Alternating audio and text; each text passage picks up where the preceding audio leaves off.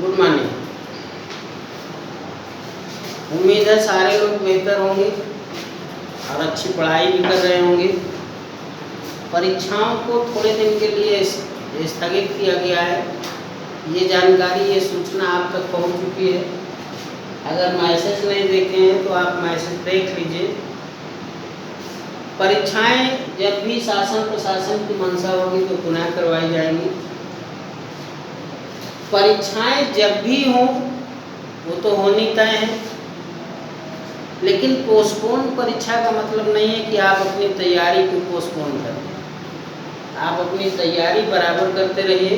Exams अपने निश्चित समय से, जब भी डेट आएगी आपको सूचना दी जाएगी, परीक्षाएं होंगी। तैयारी में आपको कहीं पोस्टपोनिंग वाला सिस्टम नहीं रखना है। तैयारी आपकी भरपूर अच्छे से वैसे ही चलती रहनी चाहिए जैसे चल रहा है। कल के टॉपिक में लेसन तो आपका चल रहा है, जो यूनिट चल रही है गैसों का अणुगत सिद्धांत। और कल हमने एक बहुत बढ़िया सा सूत्र बताया था, मेयर का सूत्र Cp माइनस Cv बराबर R, Cp माइनस Cv बराबर R, और इसकी स्थापना भी की थी, इसको डेरिवेट भी किया था। कोशिश की थी आप तक हम पहुंच जाएं पूरी तरीके से, और विश्वास है हमको अपने लिए खुद के कि जैसा हमने बताया है हमने आप तक पहुंचने का पूरा प्रयास किया है। बढ़िया तैयारी भी की होगी। और इस Cp माइनस Cv बराबर R, इस सूत्र को आप बिल्कुल रट लीजिए। किसी भी परीक्षा के लिए भी बहुत अच्छा सूत्र है, मेयर का सूत्र है। कल हमने डेरिवेट करवाया था। इस लेसन में थ्योरेटिकल दृष्टि से, सैद्धांतिक दृष्टि से एक आपकी छोटी सी चीज़ बच रही है, और इसके बाद आपके आंकिक प्रश्नों की शुरुआत हो जाएगी। तो एक छोटा सा जो आर्टिकल बच रहा है उसको हम बता दे रहे हैं, इसके बाद आंकिक प्रश्न बताएंगे। क्या है छोटा सा आर्टिकल आपका? मीन फ्री पैथ, माध्य मुक्त पथ। ये बताना है माध्य मुक्त पथ, ठीक है। मीन फ्री पैथ, गैस के अणुगत सिद्धांत के अनुसार किसी गैस के अणु सभी संभव दिशाओं में लगातार गति करते रहते हैं, लगातार गति करते रहते हैं, और गति करते हुए ये आपस में टकराते भी रहते हैं। और टकराने के बाद इनकी चाल और दिशा दोनों बदल जाती है। इनकी चाल भी बदल जाती है और इनकी दिशा भी बदल जाती है। दो टक्करों के बीच जब टक्करें खत्म हो जाती हैं, ये अणु दो टक्करों के बीच अपनी नियत चाल से सीधी रेखा में चलने लगते हैं। फिर से एक बार सुनिएगा। गैस का जो एटॉमिक काइनेटिक मॉडल कहता है किसी गैस के अणु लगातार सभी संभव दिशाओं में गति करते रहते हैं, ठीक है। और गति करते समय ये आपस में टकराते भी रहते हैं। टक्कर के पश्चात जब दो टक्करों के बीच जब टक्करें खत्म हो जाती हैं तो टकराने पर होता यह है कि इनकी चाल भी बदल जाती है और इनके गति की दिशा भी बदल जाती है। और दो टक्करों के बाद फिर ये एक नियत चाल से सीधी रेखा में चलने लगते हैं। दो उत्तरोत्तर का मतलब पहले, ठीक है। दो उत्तरोत्तर टक्करों के बीच अणु का पथ माध्य मुक्त पथ कहलाता है। एक बार फिर थोड़ी से समझने की, शब्दों को समेटने की ज़रूरत है, और कठिन कुछ नहीं है। अणुगत सिद्धांत गैसों का कहता है, गैसों का काइनेटिक मॉडल कहता है कि किसी गैस के अणु लगातार सभी संभव दिशाओं में चलते रहते हैं, गति करते रहते हैं, और गति करते समय आपस में टकराते भी रहते हैं। पहले तो अणु गति करते रहते हैं, फिर गति करते समय आपस में टकराते भी हैं, और टकराने से इनकी चाल तथा इनकी गति की दिशा बदल जाती है। दो टक्करों के बीच जब दो टक्करें हो जाती हैं, ठीक है, तो इनके अणु सीधी सरल रेखा में चलने लगते हैं। तो दो उत्तरोत्तर, दो शब्द होते हैं, पूर्वोत्तर और उत्तरोत्तर। दो उत्तरोत्तर टक्करों के बीच अणु का पथ जो होता है, पथ माने होता है रास्ता, वो माध्य मुक्त पथ कहलाता है। तो ये थोड़ा सा आपका एक आर्टिकल बच गया था, कल नहीं बताया था हमने। तो इस आर्टिकल को आप लिखेंगे, एक छोटी सी डेफिनेशन से ये कि मिल प्रीपैथ है क्या। और यहाँ से इस आर्टिकल के बाद आपकी थ्योरी खत्म हो जाती है। अब आपको आंतरिक प्रश्न लगाने हैं, न्यूमेरिकल्स लगाने हैं। तो न्यूमेरिकल्स आप जो सूत्र पढ़ चुके हैं इस लेसन में, उन्हीं पर संबंधित, उन्हीं से संबंधित, उन्हीं पर आधारित न्यूमेरिकल हैं। तो न्यूमेरिकल हम पढ़ने जा रहे हैं और कैलकुलेशन भी कर रहे हैं इनकी। कैलकुलेशन में हर जब भी अपने वीडियो पे आंतरिक प्रश्नों की शुरुआत करता हूं तो आपको ये जरूर कहता हूं, हालांकि आप सोचते होंगे बार बार इसी बात को कहते हैं, कि जो गणनाएं होती हैं आंतरिक प्रश्नों की वो आपकी अपनी निजी होनी चाहिए। ठीक है, निजी गणनाएं करेंगे तो जो भी न्यूमेरिकल एक बार आप सॉल्व कर लेंगे तो कभी आपको भूलेगा नहीं। अगर आप कैलकुलेशन की कॉपी करते हैं हमारी या अन्य किसी बुक की या अन्य किसी व्यक्ति की, तो आपका न्यूमेरिकल कभी वो स्थायी नहीं रहेगा। ठीक है, किस परम ताप पर, क्वेश्चन है किस परम ताप पर 40 केल्विन ताप की आदर्श गैस के अणुओं की वर्ग माध्य मूल चाल 3 गुनी हो जाएगी। ठीक है, क्वेश्चन है, फिर से सुनिएगा, किस परम ताप पर 40 केल्विन ताप की आदर्श गैस के अणुओं की वर्ग माध्य मूल चाल 3 गुनी हो जाएगी। ये हमने बताया था, चूंकि VRMS प्रोपोर्शनल होता है √T। इस सूत्र को जब हमने सिद्ध कराया है तभी हमने बताया था दो विभिन्न तापों के लिए सूत्र होता है V1RMS बटे V2RMS बराबर √T1 बटे T2। अब ये भी कहा था कि ये आंतरिक प्रश्न लगाने में आपकी मदद करेंगे। सूत्र आंतरिक प्रश्नों के लिए ही है। गैस के अणुओं की वर्ग माध्य मूल चाल गैस के परम ताप के वर्गमूल के अनुक्रमानुपाती होती है, तो सिद्ध कराया था। अकॉर्डिंग टू क्वेश्चन, प्रश्नानुसार T1 दिया हुआ है 40 केल्विन और T2 की आपको गणना करनी है।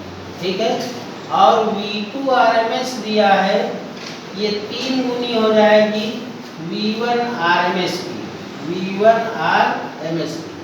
ये वैल्यू इस सूत्र में पुट करवाइए।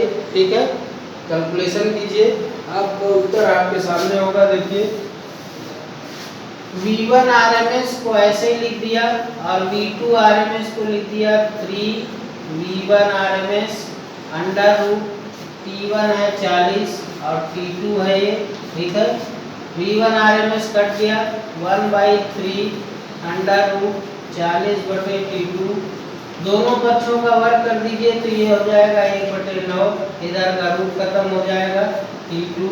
तो T2 equal to cross multiply कर दीजिए 360 केल्विन।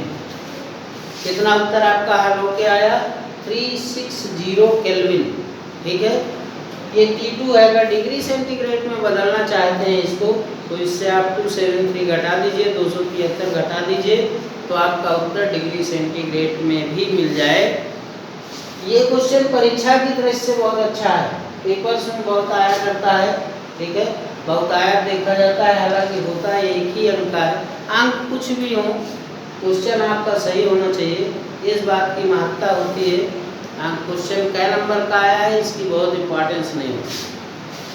दूसरा क्वेश्चन है, देखिए अगला न्यूमेरिकल देखिए। कैलकुलेशन आप खुद करेंगे, जहाँ बड़ी कैलकुलेशन आती हैं इमेज तो हम भेज ही देते हैं फोटो, लेकिन कैलकुलेशन कीजिए। किसी गैस का 1.2 × 10⁻7 न्यूटन बटे मीटर स्क्वायर दाब तथा 127 डिग्री सेंटीग्रेड ताप पर आयतन 2 लीटर है। गैस में अणुओं की संख्या ज्ञात कीजिए। गैस में अणुओं की संख्या होती है N बराबर PV बटे KT, PV बटे KT। ध्यान रखिए के यहाँ बोल्ट्जमैन नियतांक है, और कल भी मैंने बताया है बोल्ट्जमैन नियतांक के विषय में, और परसों भी बताया था। के बराबर होता है R/N, सार्वत्रिक गैस स्थिरांक R, और आवागात्रो संख्या n के अनुपात को कहा जाता है बोल्ट्जमैन नियतांक। अकॉर्डिंग टू क्वेश्चन यहाँ आ जाइए, प्रश्नानुसार P दिया है आपका 1.2 × 10⁻⁷ न्यूटन बटे मीटर स्क्वायर, और आयतन दिया है V 2.0 लीटर दिया हुआ है। ठीक है, इस लीटर को मीटर क्यूब में बदलेंगे तो 2.0 × 10⁻³ मीटर क्यूब। और बोल्ट्जमैन नियतांक की वैल्यू कांस्टेंट वैल्यू होती है, नियत होती है। ठीक है, तो इसको 1.4 × 10⁻⁻23 एग्जैक्ट वैल्यू हालांकि इसकी होती है 138 × 10⁻⁻23 बोल्ट्जमैन नियतांक। एग्जैक्ट वैल्यू तो ये होती है, लेकिन ये लिखा होता है 8 को हटा देते हैं, 3 को 3 की जगह 4 करके ये लिख देते हैं, तो ये भी सही है, ये भी सही है। ठीक है, बोल्ट्जमैन नियतांक की जो वैल्यू होती है वो लिखी पड़ी वैल्यू जो बिल्कुल फिक्स होती है, एग्जैक्ट होती है, वो तो है 1.38 × 10⁻⁻23, लेकिन 8 हटा करके 3 को 4 कर देते हैं तो इसको भी मानता है, तो आप K की वैल्यू लिखेंगे। ठीक है, और परम ताप T, ताप हमारा दिया हुआ है 127 डिग्री सेंटीग्रेड, इसे आप बदल दीजिए परम ताप में 273, 7 3 10, 7 2 9 10, 3 1 4, तो ये केल्विन में आ गया T। ये केल्विन है, ये केल्विन में आया 400 केल्विन। सारी वैल्यू आपके पास हैं, P भी है, V भी है, P है, V है, K है और ये T है। सारी वैल्यूज उठा करके इस सूत्र में रखवा दीजिए। ठीक है, कैलकुलेशन कर दीजिए, गैस में अणुओं की संख्या आपको मालूम हो जाएगी। तो ये आपका दूसरा न्यूमेरिकल था। अगला न्यूमेरिकल है कि इस ताप पर हाइड्रोजन गैस के अणुओं की वर्ग माध्य मूल चाल 0 डिग्री सेंटीग्रेड पर वर्ग माध्य मूल चाल के मान की 2 गुनी हो जाएगी। ठीक है, तो 0 डिग्री सेंटीग्रेड पर वर्ग माध्य मूल चाल और ताप की ही गणना करनी है। ठीक है, ये ध्यान देना है इन सवालों में कि जो भी ताप है उसको जब सूत्र में लेके आएंगे सवाल लगाने के लिए, ठीक है, तो परम ताप में ही लेके आएंगे। तो 0 डिग्री सेंटीग्रेड के संगत परम ताप निकालेंगे तो T1 हो जाएगा 273 + 0 273 केल्विन। आइए मान लेते हैं कि T small t degree centigrade पर वर्ग माध्य मूल चाल 2 गुनी हो जाएगी। ठीक है, तो T2 = 273, इसमें भी जोड़ेंगे तो ये भी केल्विन आ गया। और अकॉर्डिंग टू क्वेश्चन है V2 RMS = 2 × V1 RMS। ठीक, जो इसके पहले सवाल बताया है उसी सूत्र में आप इसकी भी वैल्यू रख दें, कैलकुलेशन अपने आप होके निकल के आ जाएगी। क्योंकि VRMS प्रोपोर्शनल √T, या इसको लिख सकते हैं V1 RMS बटे V2 RMS बराबर √T1 बटे T2। V1 RMS और इसको लिख लीजिए 2 × V1 RMS बराबर √T1 है 273 और T2 है 273 प्लस T। V1 RMS ये निकाल दीजिए 1/2, दोनों पक्षों का वर्ग कर दीजिए, इधर का रूट खत्म हो जाएगा 273 प्लस T, क्रॉस मल्टीप्लाई कर लीजिए 273 प्लस T 4 × 273, तो T बराबर 4 × 273 माइनस 273, 4 273 में से 1 273 घटाइए, 3 273 बचेंगे, गुणा कर लीजिए 3 × 7 = 21, 3 × 6 और 2, ये उत्तर आया। अर्थात 819 डिग्री सेंटीग्रेड ताप पर चाल 0 डिग्री सेंटीग्रेड ताप पर चाल के मान की 2 गुनी हो जाएगा। तो ये इमेज 3 न्यूमेरिकल हमने बताया, तीनों न्यूमेरिकल्स की, तीनों आंकिक प्रश्नों की फोटो आप तक हम भेज रहे हैं, ठीक है। साथ में मीन फ्री पैथ जो बताया है उसकी भी फोटो भेज रहे हैं, तो इनको कीजिए। और अतिरिक्त भी आंकिक प्रश्न अपने आप भी लगाने का खूब प्रयास करें, जितना ज़्यादा लगाएंगे उतना अच्छा आपका अभ्यास होगा। बहुत बहुत धन्यवाद है सर।